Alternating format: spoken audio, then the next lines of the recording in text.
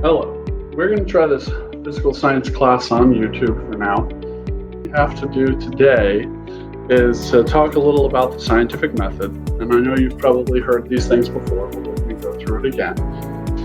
The first thing we have to talk about is defining science, then we'll move into the scientific method and problem solving. So you can talk about science in two different ways.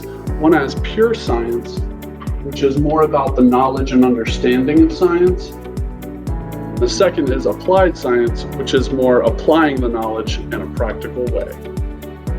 We have a couple of different ways we can use this pure science, like in the human genetics and understanding atomic theory. And in applied science, we can talk about hearing aids and nuclear weapons.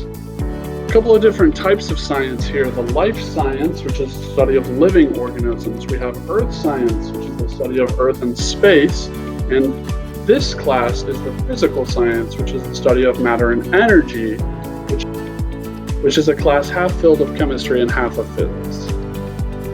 Okay, we're going to go through these a little bit quick. I don't plan on reading to you every slide. Number one, we're going to identify a problem. Number two, we're going to plan a strategy. That includes looking for patterns and breaking into small steps. We're going to try to execute our plan and then evaluate our results. Did we solve the problem, and is the answer reasonable? If not, we may have to try something else.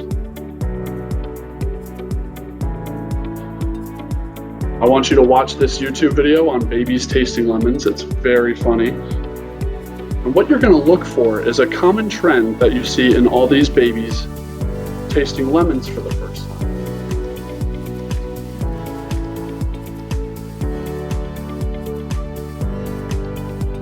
Okay. Now here we are starting on the scientific method. Observations, you know what these things are, but here's the deal. It's not just what you can see, it's also what you hear and experience through your all five senses. The data you collect will be either qualitative or quantitative. These things have definitions. Quantitative always has a measurement, so that will be a number, and it will also have a unit. Qualitative data will describe an object.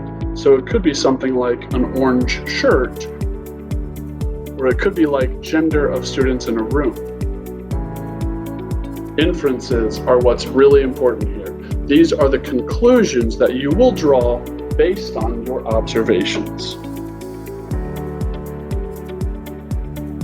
Next, I'm going to show you a couple of pictures, and we're going to walk through the scientific method process together.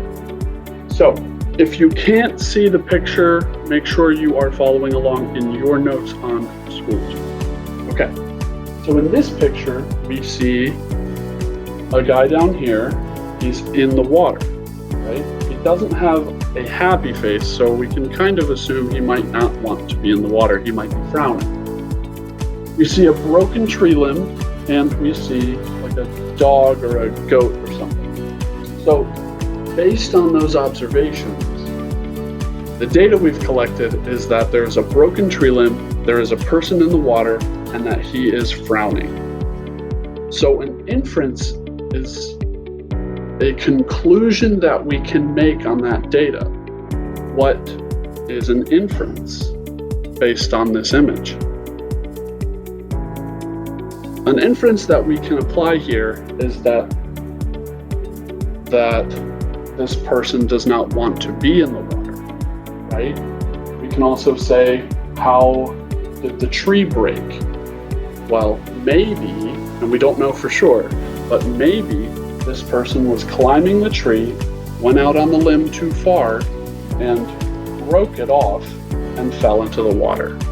Right? That is an inference based on our observations. Next image. We have a house that is still standing over here. We have a house that is not still standing over here. We have a road that used to be connected but is no longer connected. So what do we observe? We observe the house on one side that is not broken. We observe the house that is broken. We observe the road that is broken and the power lines that are down. So what is an inference that we can come to? Maybe an earthquake happened and slid the road to the right, destroying the house in the process. When we make a hypothesis, it needs to be a testable prediction, okay? There must be a theory of an explanation of why we are supposed to be following the scientific law based on what describes the pattern in nature. Now, theories and laws are mostly well accepted by scientists, but they are not set in stone. Every time we get more information about something, we're able to change the theories based on the new information that we gather. Okay, here are the steps. We are going to determine the problem and ask a question. We are going to make a hypothesis. We are going to test the hypothesis. We are going to analyze the results, and we are going to draw a conclusion. Okay, here's a little example. If we are going to determine a problem and ask a question, when the Titanic sank, what happened to the water level on shore? Okay, now you can think about that for a second. If we are drawing a hypothesis, you have a couple of options. Well, did the water level rise? Did the water level drop? Or did the water level stay the same? Okay, if we were to test this hypothesis, how could we test it? Maybe if we were in class, you would design an experiment. You could analyze the results. What happened during the test? What happened during the experiment? And you would draw conclusions. Is your hypothesis correct? Or does it need further testing? Here's a question for you. Do you think you learn more from a successful experiment or from a failed one? You might automatically want to say successful, but think about it. If you had a successful experiment, that means that you kind of already knew what was going to happen, right? But in a failed experiment, you thought something was going to happen, but something else happened. So which one do you learn more from? Okay, here are a couple experimental design definitions for you. So an experiment is an organized procedure for testing a hypothesis. A control group is the standard for comparison.